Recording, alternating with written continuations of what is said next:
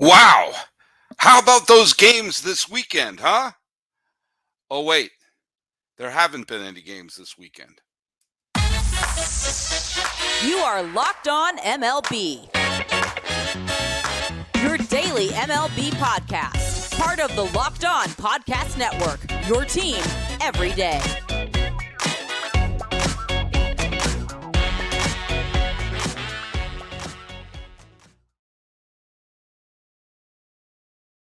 Hello, baseball fans. Welcome to Locked On MLB, part of the Locked On Podcast Network, where it's your team every day. This is the daily podcast. We talk about all of Major League Baseball. I am your host, Paul Francis Sullivan. Please call me Sully. I am an Emmy-nominated television producer who has been a baseball podcaster for well over a decade. And here we are wrapping up our fifth full season here on the Locked On Podcast Network. And thanks so much for making us your first listen. And for those of you who listen every single day, send us a text or a tweet or whatever they're called these days and put a little hashtag Everyday Sully so I know who my everyday listeners are. You can find us on Twitter or whatever it's called now at Locked On MLB Pods. And same on Instagram, which I think is still called Instagram. I'm your pal Sully. I'm at Sully Baseball on Twitter, Sully Baseball Podcast on Instagram, and make sure to download the Gametime app and create an account and use code LOCKEDONMLB for $20 off your first purchase. Last minute tickets, lowest prices are guaranteed. Hey, I'm getting a little stir crazy with all this no baseball BS that I got to deal with here, and so I'm giving you, my listeners, a bonus episode this Sunday. That's right. I'm doing a Monday, Tuesday, Wednesday, Thursday, and Friday episode, but I'm giving you a Sunday episode as well because I just want to do one. I like doing these. If there's no games to talk about, I'm going to answer some of the listener comments I'm getting. I'm going to bring up a hero who took one of the great baseball events that happened in the history of baseball, that happened on this day, October 15th, back in 1988, and made that an event that stuck for all time because, well, frankly, this guy was the surprise unsung hero of the great World Series of 1988. And no, it is not Tom Lasorda, Oral Hershiser, Kirk Gibson, or even Mike Davis, who was the one who walked before Gibson's home run. Bear with me. That's going to be in the third segment. I'm just so angry with how they set up this playoff system, and that it didn't take much imagination to realize that the possibility of giant layoffs were sitting right there. I told you my plan. First of all, I liked the one-game playoff. I did.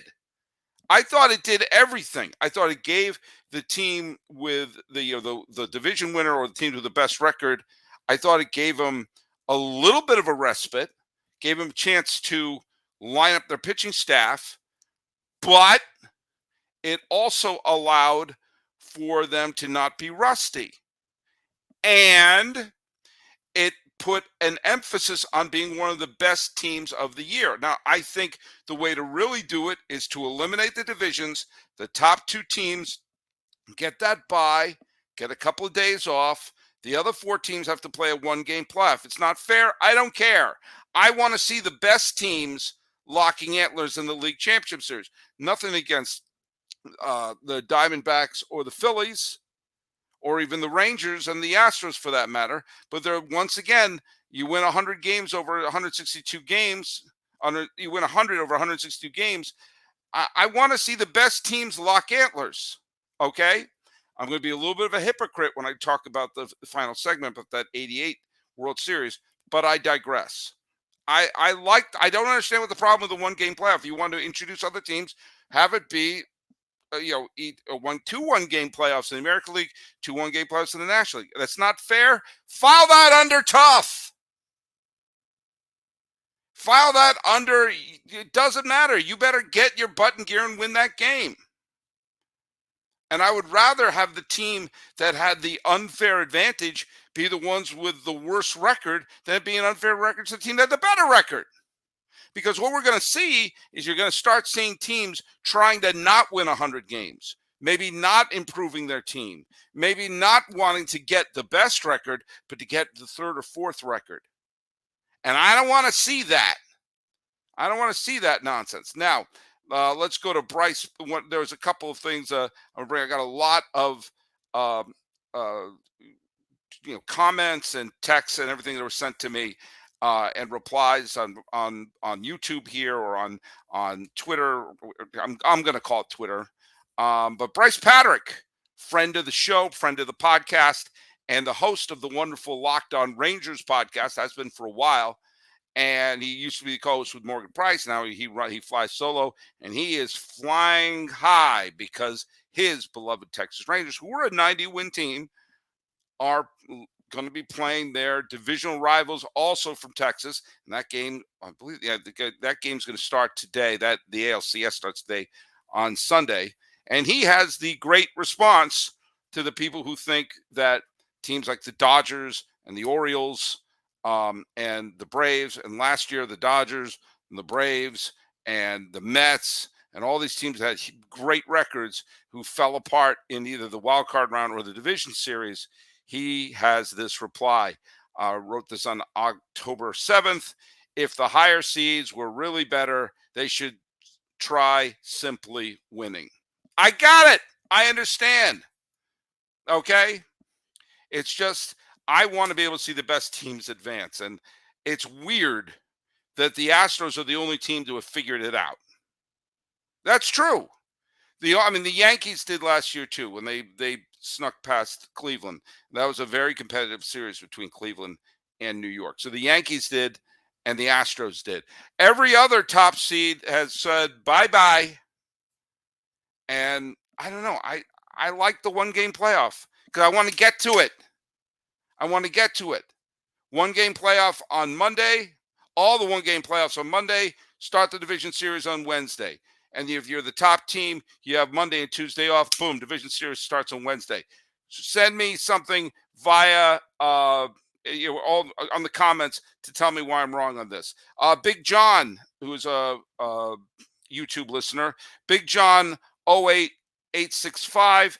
Radical idea. Turn the wild card round into a tournament and have all the games at a predetermined neutral site, either an indoor stadium or one with a roof, hence no threat of a weather rainout. Beginning 2 days after the regular season, so to allow all the teams to travel, make it like March Madness. I said something to the degree of a tournament like that. Big John, why 2 days later? The day after the regular season. Boom. Sometimes there's weird travel that happens. Go. Let's go. I don't mind the idea of a tournament. I still like the one-game playoffs. If you had 4 one-game playoffs played in one dome, well, then they'll be there. If one goes extra innings, they'll be there till just play it. Just play it in the team with a better record. One game slam, go. Brett Lelco -IS7MT. I'm sure that means something. Wrote Major League Baseball playoff thoughts. Does Major League Baseball want the best teams in the playoffs or the hottest teams? That's an interesting philosophical thought. I, for one, think the best teams would improve the sport. So I say we take out a lot of the off days, get rid of divisions. I'm with you, Brett.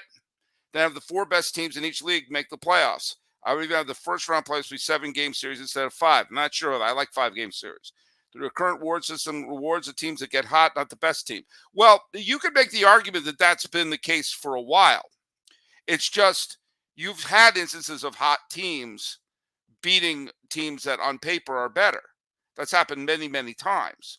But the thing that happens is if the more we expand the postseason, the more likely you have that weird hot team that sort of scampers through. Every once in a while, you would have a dominant team like the 1954 Cleveland Indians. That's what they were called then. Won 110, 100, whatever the final tally was. And it was in the 110s. I don't remember exactly off the top of my head, so sue me. But they were swept in the World Series by Willie Mays and the New York Giants. The Giants were hot at that time.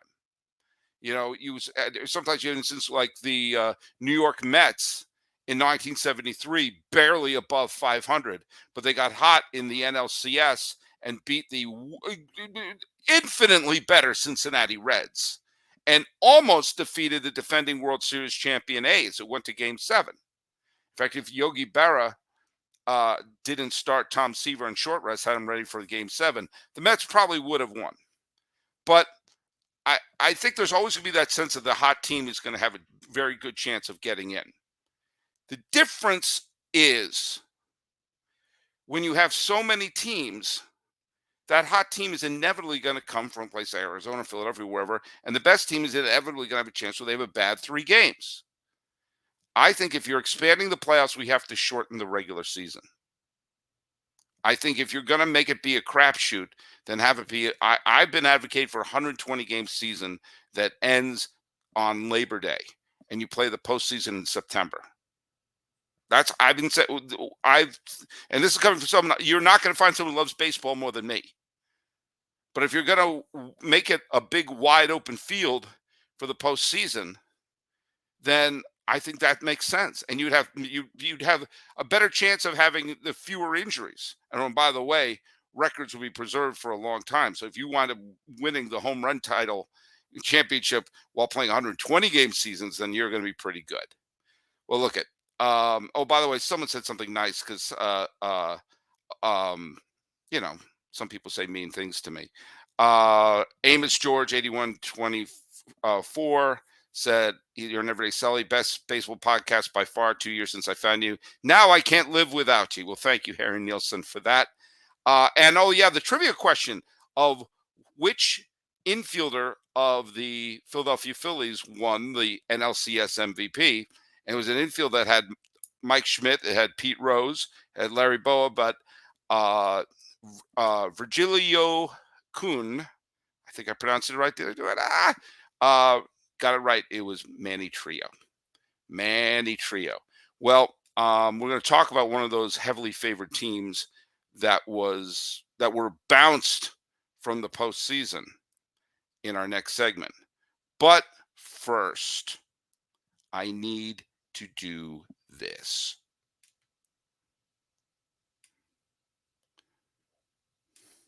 This episode of Locked On MLB is brought to you in part by Gametime. Now look I wanted to use Gametime to buy Dodger World Series tickets, but the Dodgers took care of that by not showing up. However, there are a lot of great sporting events still here in California. I'm going to try to see a Clippers game. I'm trying to go up to the Rose Bowl, see a UCLA football game, and pretty soon I'll be heading back up north to see family. When I'm there, I'm definitely going to catch a Sharks game.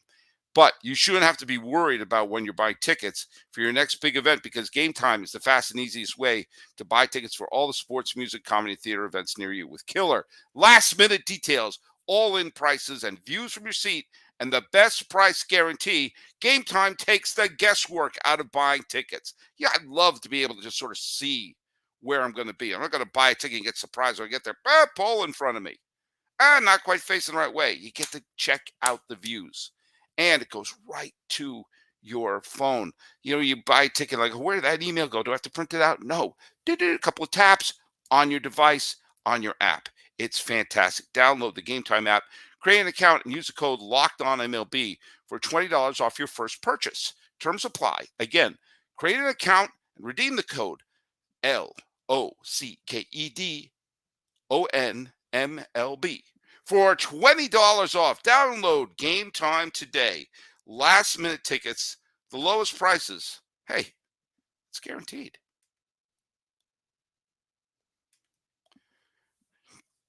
I have held back in talking about the Orioles because some Oriole fans hate me because I talked about the trade deadline and they didn't improve their team. I'm just the messenger there. A couple of people said I was just being a vindictive Red Sox fan. I didn't even bring up the Red Sox, and the Red Sox are an absolute mess right now. So I it has nothing to do with that. I wanted to see the Orioles go far, and I don't see a reason why they didn't go for it this year, because the stars were aligned. I got a little back and forth with Brandon Dillman, 5841, who believes that the financial and salary structures of baseball are working against the Orioles. We had a back and forth, especially after I reminded him, like how many of the biggest budget teams just were flopperinos this year? Some had losing records, some didn't make the playoffs. Neither New York team, San Diego. The Dodgers spend more money than anything, and then all of a sudden they all flopped. Why is it you can't make the argument, well, they just didn't have a big enough payroll? The big payrolls are going nowhere this year. And I also don't believe salary caps are the answer. I never have. You see a hell of a lot more parity in baseball than you do in the other sports. Half the teams in Major League Baseball have made the World Series since the year 2010. You can look it up. Every team has been in the postseason in the last decade and a half. I don't see I don't see the correlation. And I also don't believe it when I hear owners talking about, well, our revenue is this and our revenue is down that. Sorry, all owners lost their credibility in that in the 80s when they colluded, and they won't open up their books. And I also don't see, I know the Nationals encroached on the Orioles territory. That's why the Orioles didn't want him there. However, you've seen teams coexist in the same general market, and the Nationals stink this year. And Baltimore has the deeper roots of their fan base. I don't buy that this is because they couldn't afford the players, because right now a lot of the players they have are on the lower end of the pay scale. They haven't hit arbitration yet, so they already have a 100 caliber win team at a relatively bargain bin price. So I don't care how much the Nationals have cut into their revenue. They shouldn't be one of the 5 lowest paid teams in baseball. Baltimore? This isn't Oakland, where it's a tiny part of what is not a gigantic market to begin with. I mean, the Bay Area is, but it's not big enough for 2 teams. It's a fan base with deep roots. I'm sorry, I'm not buying that argument. There should be a salary floor before there's a salary cap. And to bring in someone, to bring in a big acquisition right now, you're not blowing the salary structure out of the water. If you want to contend, then you have to be at least in the middle of the pack. Can we agree on that? But, Brandon Dillman, 5841, you're a great fan, and I get where you're coming from. I'm not 100% buying it. I'm sorry. If that makes me bad, that makes me bad. I had a big back and forth with Don Petrie. And he was, I think he took offense at me rattling off when I talked about the best, all the top 10 or 15 prospects in the Orioles organization, and saying that, well, let's, all of those players who they hoarded come this trade deadline, they all have to come up big when they win the World Series.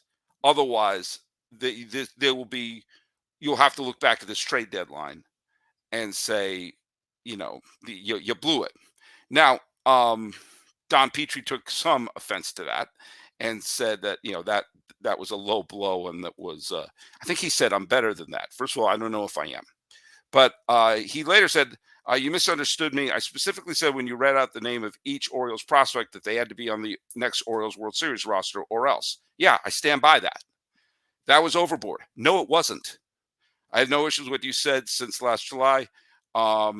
And the deadline closed. No, and later he did concede that he understood that the point I was making was that they all can't be on the roster, and they all can't be contributors. There aren't enough roster spots for them all to be contributors. And that was my point. My point is you had more prospects than they have spots on the team, which means you have to sometimes sell from your backlog of talent in order to get talent to come to the team right now. Now, their top prospect is, if I'm not mistaken, is Jackson Holliday. He is their up-and-coming, great new franchise player.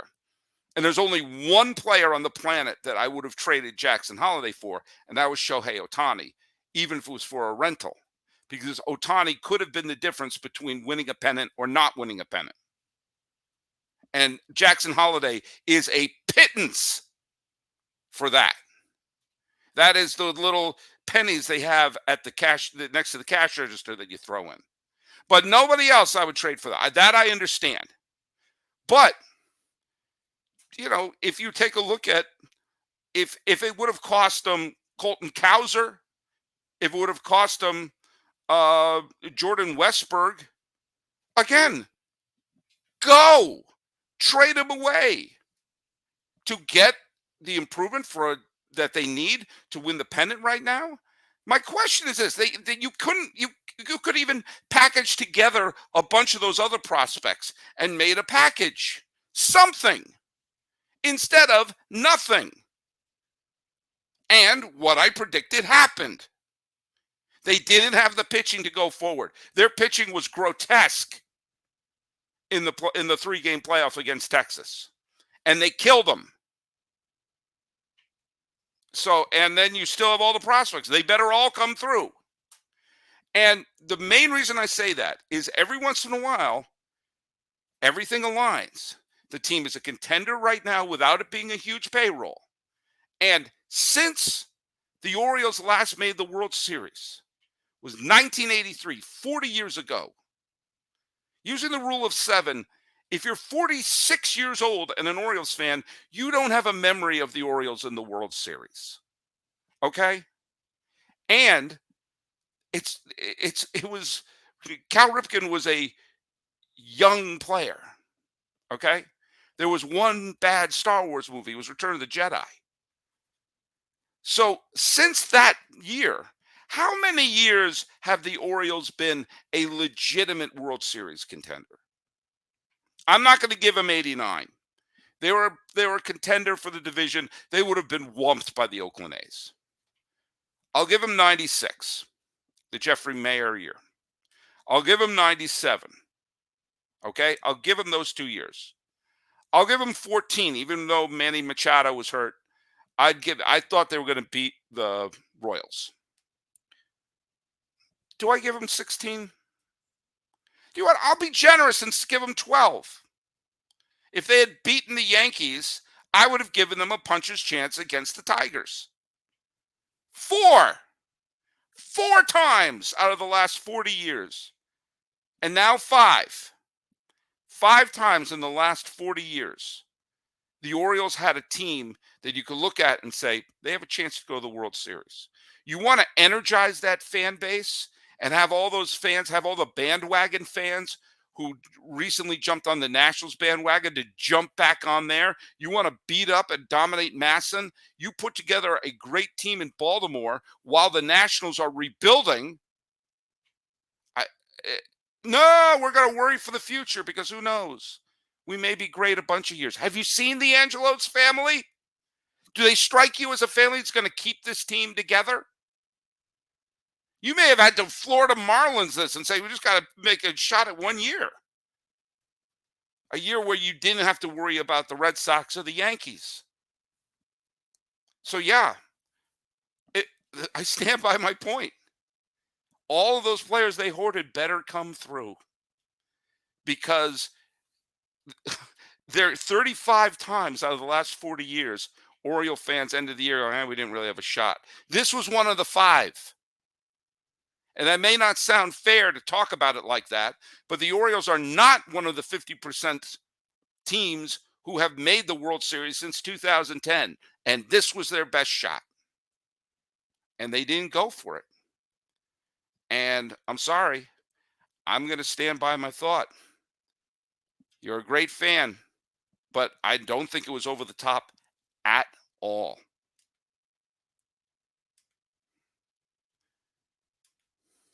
Hey, let's talk a little bit about our friends at where? At FanDuel. Once I put this up, I can tell you that October baseball is back. And you can make your postseason debut with FanDuel, America's #1 sportsbook. You got the upstart Diamondbacks. You've got the drooling to repeat Astros. You got Bruce Bochy's boys in Arlington. And you've got the defending NL champion Phillies and Bryce Harper looking to win that ring that he couldn't win in Washington. Join FanDuel today and you'll get started with $200 in bonus bets guaranteed when you place your first $5 bet. Just visit FanDuel.com/lockedon to create your new account. Then you can get in on the action from the first pitch until the final out. Bet on everything from strikeouts to home runs to who will win the game. If you don't want to wait till the whole game to get a W, some of us are a little impatient. Predict what will happen next in the next at bat with quick bets. So head on over to FanDuel.com/lockedon right now. Step up to the plate this postseason with $200 of bonus bets guaranteed. Make every moment more with FanDuel, which is the official sports betting partner of Major League Baseball.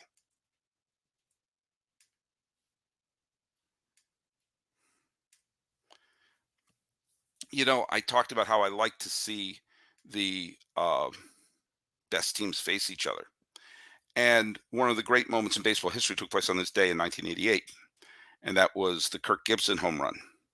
And I look back and, you know, the Mets were a powerhouse team and the A's were exquisite.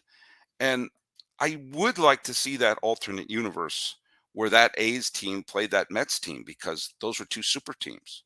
Instead, we got the Dodgers who caught the Mets napping and then stunned the A's in 5. I mean, it took 7 games for them to defeat the Mets in the LCS, but it only took 5 games for them to beat the A's, which is really unbelievable. Now, we all remember the dramatic home run that Gibson hit, and of course, Mike Davis gets on base. Eckersley was unstoppable. Gibson was hobbling up to the plate. He hits the home run with 2 strikes after fouling a bunch off. Looks like he couldn't walk. I can't believe what I just saw, yelled Jack Buck. It was remarkable. And I remember when I was watching that game with my brother, there was a sense, because we knew Hershiser was unbeatable that year. You looked at the World Series and you thought, like, if the Dodgers could win a game that Hershiser didn't start, they may have an outside chance. And when Canseco hit that early grand slam, like, oh, this is a sweep. They're going to kill him. But the minute Gibson hit the home run, immediately those baseball fans were thinking, and Hershiser's pitching tomorrow against Storm Davis. Chances are the Dodgers are going to be up 2-0, which is exactly what happened. Now, what people forget is Game 3, which was another thriller. But the Dodgers, Gibson wasn't the only one who got hurt. The Dodgers just were getting injured left and right. And John Tudor, fine pitcher, was acquired at midseason for Pedro Guerrero, walked off the mound after the second inning. He was hurt. His career wasn't over, but he was absolutely, you could see he was crushed. You know, wonderful. John Tudor had a wonderful career. He was an elite pitcher in the mid-1980s and would have been the World Series MVP in 1985 if Don Denginger got that call right, but I digress. So the Dodgers were shorthanded in their pitching staff. Obviously, they were shorthanded with Gibson, which was their only power outlet. Eventually, Mike Scioscia hurt himself, so they'd have Rick Dempsey catch. I mean, they were an absolute mess. And McGuire hit a walk-off home run in Game 3. And I remember thinking, wow, Game 4 is Tim Belcher versus Dave Stewart, who was just one of the best big game pitchers in baseball. And you're looking at going, that is the definition of an A's win. So the A's were on the verge of tying the series 2 games apiece. And Jay Howell was the huge goat of the Dodgers. Jay Howell was their closer. And Jay Howell was suspended for the final bunch of games in the NLCS because he had pine tar on his glove. And they were stuck without a closer. They wound up having to use Orel Hershiser out of the bullpen to close out one of the games. And like they had Alejandro Pena and Brian Holden, but they had Jesse Orosco, but nobody was the pitcher that Jay Howell was, who was an all-star, not a great pitcher, but an all-star closer. And Howell came out and led up the walk-off home run to Mark McGuire. So he was just a complete bum in the eyes of the Dodger fans and in the eyes of anyone following the game. And then came Game 4. In Game 4 of the World Series, the day after he led up the walk-off home run to McGuire, the Dodgers took a unlikely 4-2 lead off of Dave Stewart. The A's defense was atrocious in Game 4, and somehow the Dodgers were up 4-2. But the A's were rallying in the 7th, and it was 4-3, and it was inevitable. It was 2 outs. The tying run was on second, and it's the 7th inning, and Lasorda brought in Jay Howell. And I remember thinking, what are you doing? This guy stinks. He blew a save in the NLCS, got suspended, and just let up a walk-off home run. And then he walked Canseco, and like, here it comes. Dave Parker got on by an error. The bases were loaded. Here comes McGuire. Here it goes. The day after he let up a walk-off home run. What are you doing, Lasorda? But Jay Howell got Mark McGuire to pop up. All right, he got out of the 7th. There you go. Good job, Jay Howell. Now, get out of this game. The Dodgers went to the 8th, and they didn't score. Dodgers had Orozco and Alejandro Pena warming up in the bullpen, but Lasorda stuck with Jay Howell, his embattled closer, and then got him to the 9th inning. And then Canseco came up with 1 on and 1 out, knowing full well that a home run would win the game and tie the series. And the bullpen was ready to go. Lasorda stuck with him. He struck out Canseco. And then up came Dave Parker, arguably a Hall of Famer. And he popped up to 3rd. And they won the game. He pitched a multi-inning save the day after being the GOAT. And when that pop-up happened, suddenly the Dodgers were up 3-1. And Hershiser came in on short rest through a complete game victory, and that was it, because it was either that or they were going to have to basically call the 15th caller. And you could have made the choice, like, oh, you're up 3-1, put Hershiser in at full rest. Just have someone else pitch Game 5, you go back to L.A. Lasorda went for the kill, and they won it. And if Howell had screwed up again, as it was all there to happen, chances are the Gibson home run becomes a footnote or becomes a memory like the Fisk home run or the Rajai Davis home run or Albert Pujols' home run off of Brad Lidge. A wonderful moment, but the team didn't win.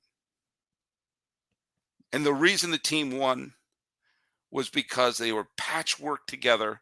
Lasorda did one of the absolute greatest managerial jobs in history of the postseason, and came out and went to his closer when all was lost. And so Jay Howell is the unsung hero of that 1988 World Series. However, I'm going to throw a new trivia question at you. It has nothing to do with the 88 World Series. It has to do with David Wells. David Wells, who won a few World Series rings in his time, bounced around his career left and right. He played in the playoffs with a bunch of teams. I'm going to rattle off a bunch of teams that David Wells played for. And the trivia question is, which one of these teams did David Wells not appear in the postseason with? Was it the Blue Jays? Was it the Reds? Was it the Orioles? Was it the Yankees? Was it the Red Sox? Was it the Padres? Or was it the White Sox? Which one of those teams did David Wells not make a October cameo with? That's our trivia question, answered here on YouTube or on Twitter. Hey, I gave you a full episode here, and we're going to do an episode later where Miller is going to talk about his beloved Diamondbacks in the NLCS, and we'll recap what happened in the All-Texas Game 1 of the ALCS. Answering questions and filling the air. This has been Locked On MLB for the 15th day of October 2023. I'm yours, Paul Francis Sullivan. Please call me Sully.